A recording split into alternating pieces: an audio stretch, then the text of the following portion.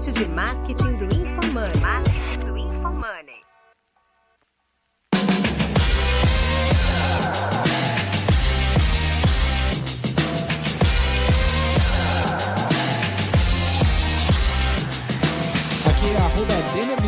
A minha expectativa para o podcast de hoje é questionar para ver se é real esse resultado aí. Aqui é @Guilherme_Lippert. Minha expectativa é poder ver se eu consigo descobrir mais alguma coisa nesse processo para otimizar ainda mais esses resultados. Aqui é @João Vitor e minha expectativa para esse episódio é eu entender melhor esse case de usar a internet para vender ao invés de vender na internet.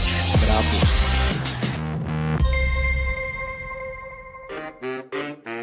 Neste episódio de Roy Hunters, a discussão foi sobre um case da V4. Você vai entender como uma rede varejista atingiu o retorno de 25 vezes o investimento de mídia. Durante a conversa, Denner, Guilherme e João Vitor revelam 3 elementos importantes para empresas que vivem queda de resultados apliquem para vender mais através da internet.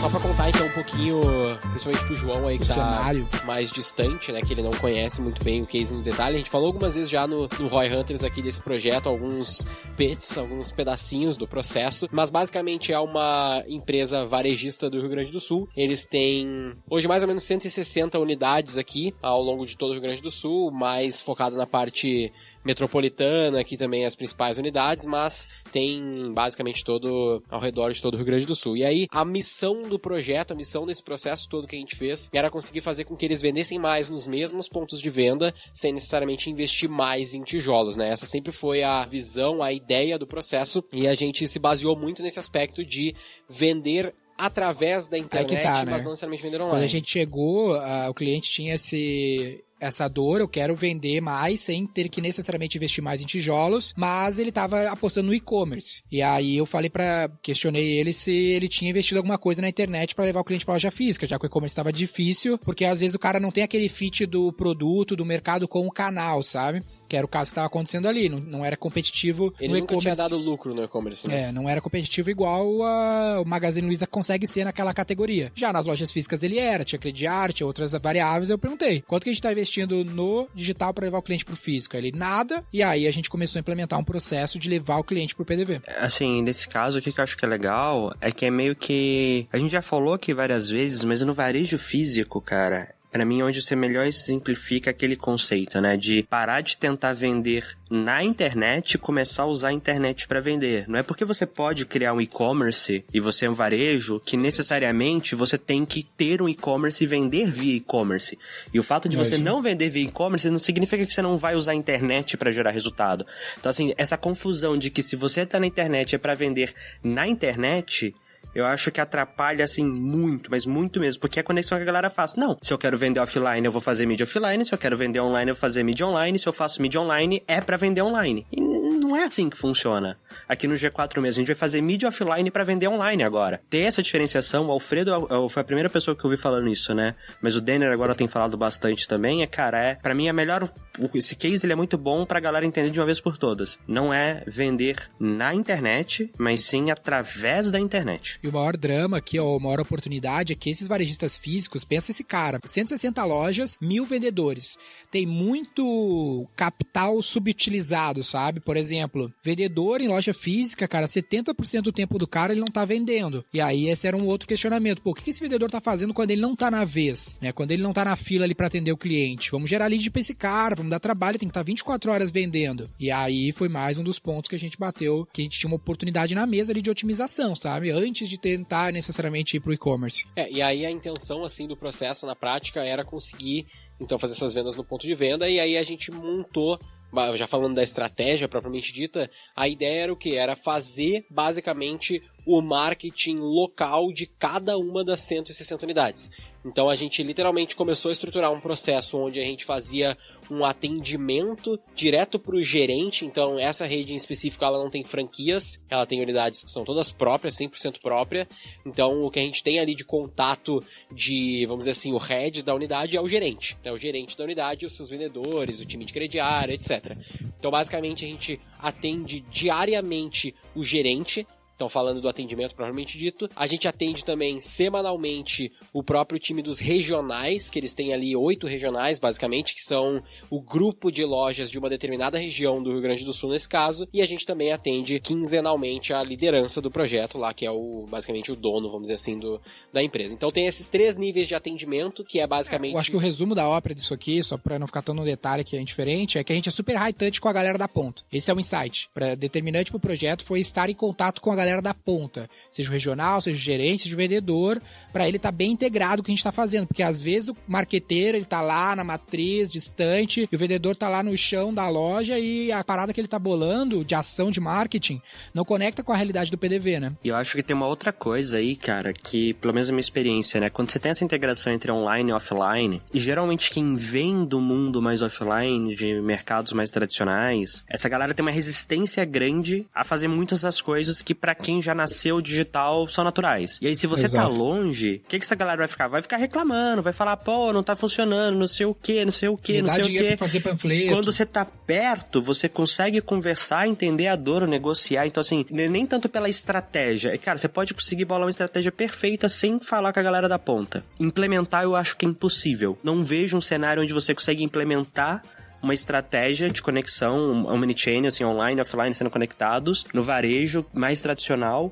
sem estar próximo com a galera da ponta que vai realmente operar e atuar na parte física do rolê. É isso aí. Tem que envolver os stakeholders corretos. Então, o que eu tava falando ali desses 3 níveis é porque a gente envolve todos os stakeholders. Tanto a ponta lá da loja, que é o gerente, quanto o time mais executivo possível ali, mais importante na cadeia também para montar, reportar para esse cara, mas também estrategicamente ver o que ele tá precisando, qual que é o foco, qual que é a ideia do direcionamento da companhia. Né? Porque também não adianta eu só ficar com a ponta, que às vezes eu não tô olhando pro todo corretamente. E uma das primeiras coisas que a gente fez quando começou esse projeto, lá no início de 2020, foi fazer um treinamento com os caras sobre marketing digital, que a gente queria com os caras da ponta, a gente queria que os gerentes das lojas entendessem como as ferramentas digitais poderiam potencializar as vendas da sua loja, porque ninguém mais interessado do que o gerente da loja em te fortalecer aquela loja, porque uma dinâmica desse projeto, mesmo sendo 160 lojas, a gente tratava, tem uma equipe grande nesse projeto, a gente trata cada loja como se fosse um cliente, um projeto, a gente tem que fazer aquela loja crescer, e esse é um lance que é difícil se manter quando as redes de lojas crescem, né, porque daí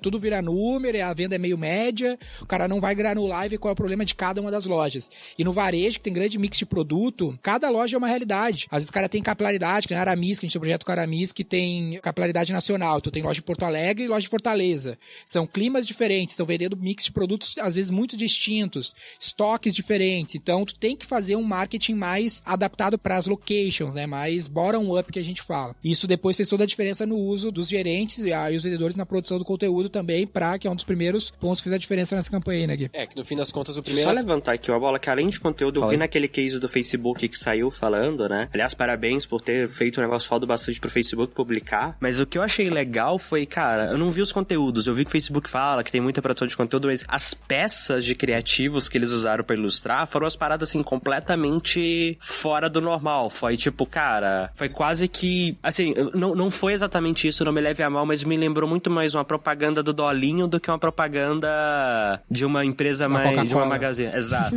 saca? Mas essa era a ideia, cara, era a gente personificar o conteúdo para a audiência daquela loja. E aí quem mais se conecta com o perfil de cliente da loja é o gerente, é o cara que tá lá, que fala com o mesmo sotaque, que tem o mesmo biotipo, que tem o mesmo estilo. Então a gente deu toda essa autonomia, tem um pouco de gestão libertária na jogada, dá autonomia pra ponta produzir o conteúdo e sair do campo da publicidade. Eles têm a publicidade super bem tocada pela Fábio, lá, diretora de marketing institucional e tudo mais, só que ali a ideia era o quê? Na rede social, que era o principal canal, né? Nesse projeto a gente gastou até agora mais de 2 milhões em Facebook. A ideia era, social, Facebook, eu não quero fazer publicidade, porque a publicidade ela é muito ignorável. A gente falou disso no nosso episódio sobre publicidade, lá sobre anúncios, do lance de tu ser transgressor, né? De tu chamar a atenção dentro de um canal que tá todo mundo acostumado a ver uma coisa. Então, se o cara tá rodando stories e vai aparecer uma publicidade, ele já tem um instinto de pular, porque, é publicidade, tem design bonito. Agora ele vê o cara saindo de dentro da geladeira da loja, o cara, presta atenção. E aí, isso mudou muito o CTR e, por consequência, as vendas ali que a gente conseguiu gerar no PDV. E esse negócio da produção de conteúdo específica, assim, por unidade, sendo bem libertário, é um negócio que eu devo viver numa bolha muito fodida, velho. Porque eu não vejo outro caminho pra esse tipo de projeto, sabe? Tipo, tem que ser a loja, tem que ser o gerente, por mais, vamos dizer assim, zero à esquerda do digital que o cara seja, porque, tipo, tem todos os níveis de gerente nessa empresa. Tem o gerente, cara, que ele é relativamente novo, puta, usa o TikTok pra caralho e tal, manja pra cacete, e tem o gerente que tem 58 anos e o cara não só sabe usar o WhatsApp, tá ligado? Tipo, não manja nada, não usa Face, não usa o Insta, nem tem conta nessas bagulho direito. Então, tipo, pra ele foi uma revolução, assim, começar do zero, e ele faz uns vídeos muito diferentes e tal. Mas, tipo assim, o que eu ia falar que eu devo ver numa bolha é que, tipo, quando a gente vai pra outras marcas, tipo, os caras têm muito, muito medo de fazer qualquer coisa assim. Tipo, não pode, é estritamente proibido. É porque tu é formado na faculdade de publicidade pra não fazer isso. Caralho, mas não pode, não... Eu vou até entrar na discussão, né, cara? eu não estudei, cara, não fui. Mas, tu não foi doutrinado nessa escola aí, tem uma doutrinação. É tão pequeno, tá ligado? Porque quando tu vai ver o quanto que impacta esses vídeos, tipo, o alcance é ínfimo. E que tá, cara, esse é o grande ponto, é entender muito como é que tá a cabeça do cara do outro lado. Imagina, sei lá, uma empresa com 30 anos de tradição, 30 anos de história, sempre super séria, não sei o que, nunca se envolveu com nada. Aí o cara vê toda hora na internet alguém fazendo alguma merda, ele zoando, alguém sendo cancelado, alguma marca, aí você chega e propõe ele fazer algo diferente. Na cabeça do cara, ele não vai pensar, porra, mano, o risco é ridiculamente baixo, o upside alto. Ele vai falar, caralho, imagina se acontece comigo, a mesma coisa que aconteceu com essa outra empresa X que se fudeu porque ele fez, entendeu? A cabeça do cara é essa, porque todo o background histórico dele, tipo assim, a posição que ele tá na hora de entender isso é outra, que inclusive é um dos motivos pelo qual eu falei aquela frase antes. Eu acho que dá pra um marqueteiro pensar numa campanha pra uma lab sem nunca falar com alguém da ponta. É difícil pra caralho, mas dá. Implementar não vai rolar. Porque o cara vai pensar, mano, eu não vou fazer essa porra de TikTok, não. E tem o lance também de que o conteúdo ele era simples, mas ele não era sem aprovação, né? Então esse é um detalhe importante. A gente tem um processo de aprovação, então o cara não pode falar qualquer merda que vai levar ao risco da ruína na loja. O máximo que ele poderia se preocupar, putz, será que isso aqui vai contribuir ou não pra construção da minha marca super séria? Mas não tinha o risco da ruína envolvido porque tinha uma aprovação, né? O cara não podia postar qualquer coisa. Tem, tipo assim, hoje em dia já não necessariamente precisa ser aprovado. Tipo, sempre teve os do's and don'ts, tá ligado? Tipo, cara, política, nunca, zero, nada. Tem as premissas de marca, exatamente, o que tu pode falar, autor. Coisas básicas, assim, meio óbvias até muitas vezes, mas, tipo, que os caras nunca nem entraram nesse mérito porque, tipo, cara, tava balizado desde o começo de que, ó, isso aqui não pode, isso aqui não pode, isso aqui não pode, aqui pode. E que volume, Gui, a gente tem de conteúdo sendo produzido, pra galera ter uma noção? Tipo, o que é publicado por dia, o que roda de campanha, o que tem de campanha ativa, porque isso é uma necessidade que a gente tem e um jeito que a gente encontrou de conseguir produzir, que é campanha em escala. Porque enquanto o concorrente estava produzindo, sei lá, 30 peças, eu imagino que aqui a gente esteja produzindo, cara, na casa de 300, 400, 500 peças por dia, por semana. Deve ter ativa, de anúncio ativo. Vou até pegar aqui esse número mais exato, mas de campanhas a gente tem de até 2, 3 campanhas por loja ativas sempre. Campanhas então são tipo, quase 400 campanhas. Tipo um pouco menos do que isso, depende, mas é mais ou menos nessa casa sim. Quantos anúncios? Aí faz isso vezes 4, 5, pelo menos. Então são uns 2.000 anúncios. Chega a 2.000 anúncios rodando ao mesmo tempo. Por aí. A gente... Então, olha só, se tu tem 2.000 anúncios, liga só, João. Imagina tu aí na tua situação que é totalmente diferente dessa. 2.000 anúncios rodando com 160 pessoas aparecendo com a cara da tua empresa. Não aumenta muito as tuas chances de acertar o personagem, acertar a mensagem. Porque esse é o drama, sabe? Tipo, eu tenho eu e o Gui aqui de cara da V4, sabe? Sei lá, 20 anúncios rodando. Se fosse 100 pessoas mostrando a cara pela V4 e 2.000 criativos rodando, porra, aumentaria muito minha chance de acertar. Uma vez eu tava falando com... Caralho, esqueci o nome dele, da Wildlife lá de games, que eles falaram, cara, a gente roda, tipo, toda semana tem, tipo, 300, 400, 500 criativos sendo feitos. Tudo bem que são pequenas variações de criativo, não são 300 coisas completamente diferentes, mas, cara, tipo, ele falou, é muito teste, é muita coisa diferente rodando pra ver o que cola.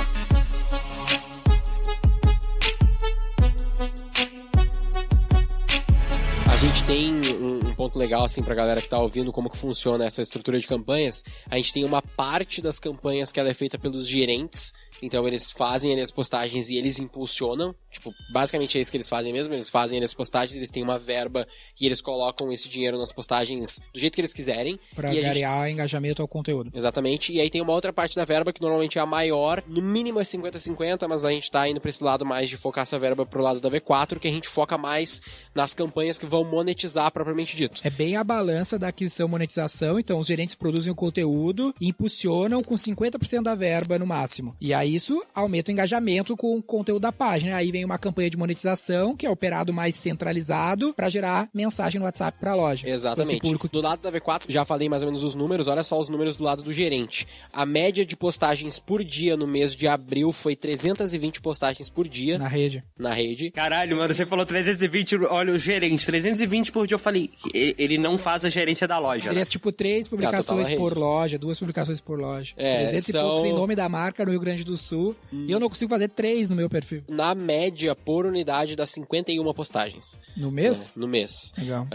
Dá um total de 9.600 postagens e de anúncios, dessas postagens, de anúncios, eles fizeram 122 anúncios por dia no total. É, bizarro. Né? Então, tipo, é muita coisa. E tem, dentro dessa plataforma que a gente tá utilizando, eles têm 238 usuários ativos dentro do mês. Então, tipo, os caras, a gente, numa questão de 2 a, no máximo 3 meses, a gente conseguiu que todas as lojas postassem todos os dias. Isso então, dependeu muito mais de digital. Treinamento e atenção do que uma tecnologia especificamente. Tem várias tecnologias que fazem essa gestão pro gerente, mas o ponto-chave é treinar o cara, ficar em contato, mostrar o valor da coisa, e aí vir com as campanhas de monetização. Era o que gerava o ROI direto para justificar pra diretoria botar mais dinheiro nas campanhas. Então, e além disso, além desse treinamento e dessa questão de estar mostrando pros caras como que funciona e tirando dúvidas pra caralho todos os dias e os problemas que dão nessas plataformas, que dá vários dias também, um dos principais aspectos de engajamento que a gente viu que funcionou foi a questão da venda. Tipo, cara, a gente em nenhum momento a gente fala qual postagem que engajou mais, qual que tirou mais like, foda-se.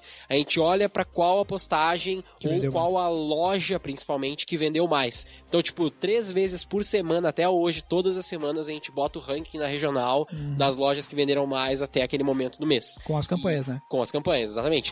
E os caras ficam se matando. Tipo, não, porra, eu tenho que subir, eu vou fazer só mais conteúdo, canal vou digital, produzir mais. Olha que foda esse nível de transformação digital. Fala a tua questão aí, João. Cara, o que eu queria entender é, tipo assim, tem algum incentivo pro gerente fazer esse conteúdo além do... se você fizer, vai te ajudar a sua unidade a vender mais? Tipo, ele ganhou algo extra especificamente por produção ou foi só alinhamento? Cara, se fizer, vai vender mais. É que assim, nesse tipo de loja, o gerente tem algumas autonomias de marketing já, tipo, vitrine, tabloide, carro de som. E aí a gente deu uma nova ferramenta pro cara. A missão do cara é impulsionar a venda da loja, a missão do gerente. E a gente falou, aqui tem um canal que a gente vai gerar venda pra ti. E aí ele começou a produzir, e aí vinha essas campanhas de mensagem pro WhatsApp, e ele queria jogar, ele precisava de mais lead no WhatsApp, ele precisa de mais lead no WhatsApp, precisa que mais lead compre. E aí a gente vai alinhando os interesses em cima desses objetivos. O óbvio é a comissão, né? Tipo, então, ao invés dele alugar a caixa de som pra ficar com o microfone na loja, falando, olha, senhora, olha, não sei o que, ele produziu conteúdo pro TikTok, tá bom. E botou mídia, né? E a gente ajudou ele a botar a mídia e vem ajudando.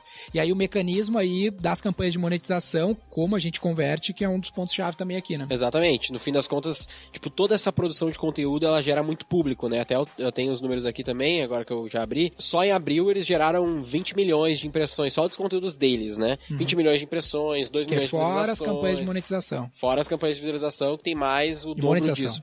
De monetização. Que tem o dobro disso também.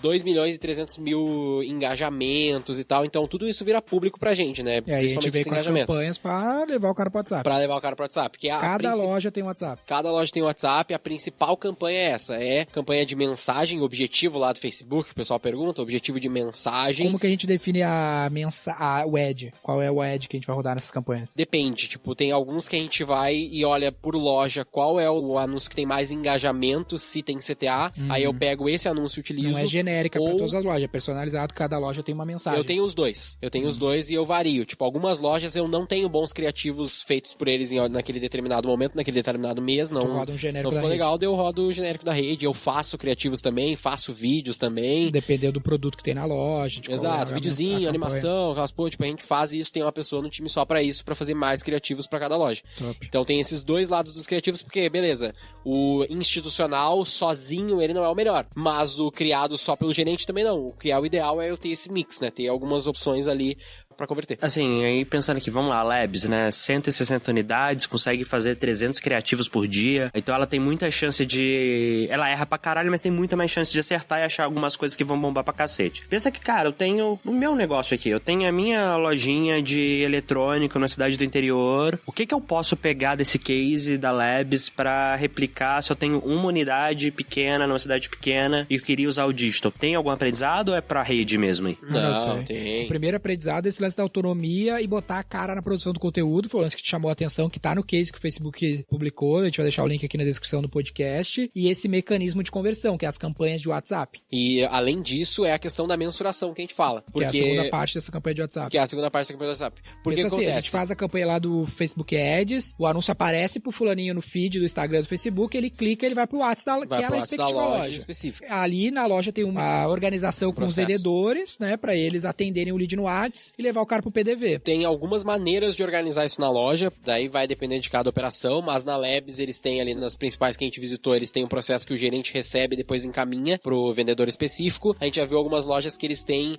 tipo, o WhatsApp da loja e fica na mão do vendedor que não tá na vez. Né? Daí o cara vai atendendo até chegar a vez dele. Eu falei lá no começo que 70% do tempo do vendedor é não na vez. Esse é o caso da Aramis, por exemplo. Então, pra eles funciona, pra algumas funciona assim, outras elas também, na própria Aramis lá, eles fazem desse jeito que eu falei, o primeiro jeito, né? Que é com o gerente fazendo uma filtragem. E aí tem a mensuração, que é a dor. Tipo, a mensuração é a dor do PDV, do Pensa, como varejo. é que eu vou saber se a minha campanha deu ROI, se eu tô levando o cara pra conversar no WhatsApp e comprar no PDV físico? Exato. Como que a gente fez? A gente fez isso da maneira mais idiota possível e que funciona até hoje, que é ter um Google Forms. A gente tem um link do Google Forms, onde tem lá qual é um drop-down com as lojas, todas as 160 lojas, tem o nome do vendedor, tem a maneira que foi vendido, tipo assim, foi cartão, foi à vista, foi crediário, qual que são as opções, né, as condições de pagamento e o valor da venda. 4 campos que o gerente ou o vendedor, normalmente o gerente, preenche pra gente diariamente. Por que eles preenchem? Porque eles querem vender pra caralho e querem mostrar, ganhar mais verba e ficar bem no ranking. Porque esse é o critério pra dar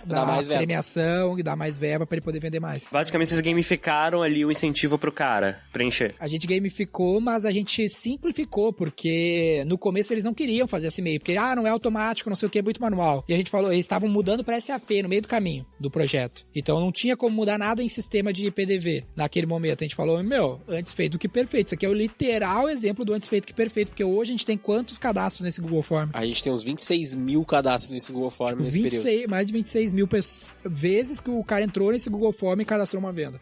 Que somam mais de 50 milhões de vendas através desse mecanismo. Exatamente, dado um pouquinho mais de 2 milhões de investimento e... A gente tá batendo próximo dos 8 milhões de venda mês, né? Depende do mês, a gente já fez... Se o mês tá meio embaçado de Covid, a gente faz 9, quase 10 milhões, mas hoje a gente tá numa casa de 7, quase 8, numa média ali. Porque quando tem Covid vende mais no antes, né? Quando tá fechado as lojas. Porque os caras daí eles focam, atenção. tipo, pensa que o cara lá das vendas lá, ele fala que ele que gerencia os gerentes, ele fala que os gerentes eles têm 18 metas.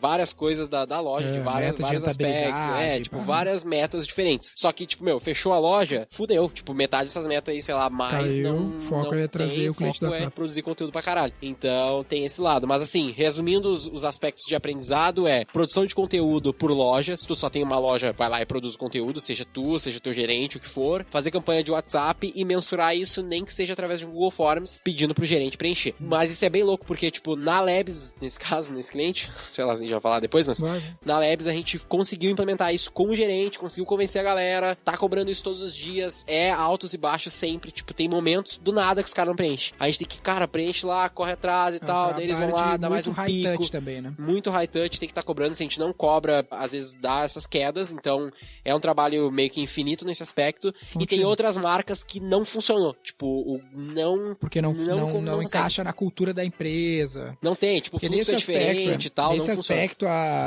o Drebs lá, que é o diretor da Labs, ele é um baita líder, assim, ele deu muita autonomia pra todo mundo fazer isso, então não é qualquer empresa, qualquer gestão que aceita esse sistema. A virada, a gente tá fazendo um POC lá de 10 lojas antes do Covid, aí veio o Covid, a gente virou pra 160 lojas, então, tipo, disposição também, né, de tomar o risco e fazer acontecer. A V4, no nosso caso aí, que tá operando esse projeto, virou uma entidade dentro da loja, então teve muito commitment por parte da gestão em fazer a transformação digital virar rápido dentro do negócio. Totalmente. Isso é muito diferente em, sei lá, ter outros players varejistas que tem capital aberto, que a gente atende aqui, que, cara, pra te virar isso aqui é um parto. Passinho de cada vez, não sei o que, aí vai. Pequenininho, mais barato, mais devagar, né? Saindo da lógica de tráfego, de gerar demanda e mensurar, a parte de aproveitar a demanda gerada, vocês fizeram algum trabalho com os vendedores, com os gerentes, pra, tipo, ensinar eles a fazerem bem tanto o conteúdo quanto o atendimento via WhatsApp? Que, cara, que vender bem pelo WhatsApp é uma arte também. Não é uma parada, tipo, tão panfleto. Vocês fizeram isso? Tem. A gente tem...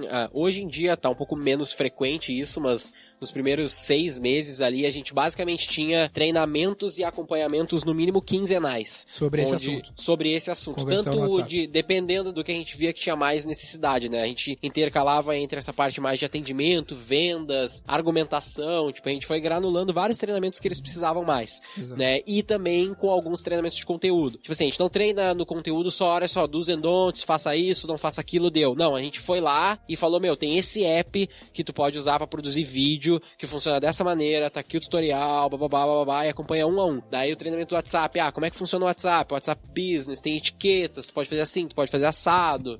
Dentro do WhatsApp Business, como que tu vai argumentar? Olha só, tem essa mensagem aqui muito longa e tal, uma merda, não faça isso. Prefiro mensagens mais curtas, áudio, imagem, vídeo. Tipo, todos esses exemplos que tu pode imaginar, a gente foi esse granulando. Esse é um detalhe que faz toda a diferença, assim, às vezes o cara quer ficar só dentro da campanha, ele faz, nada acontece no PDV, e o problema às vezes tá no mecanismo, cara. E o lance é tu variar e testar diferentes hipóteses ali pra conseguir. Agora, eu acho que um negócio que a gente pode fazer, tipo, pegada... talvez reality show, sei lá, ou até fazer um follow-up desse podcast aqui, é que a gente tá num momento de implementar a ferramenta de WhatsApp, né, que a gente não tinha e que talvez a gente tenha essa hipótese de que isso melhore a nossa mensuração também. Então, vamos usar a gente tá implementando vai agora. Fazer propaganda ou ainda não? A gente vai usar...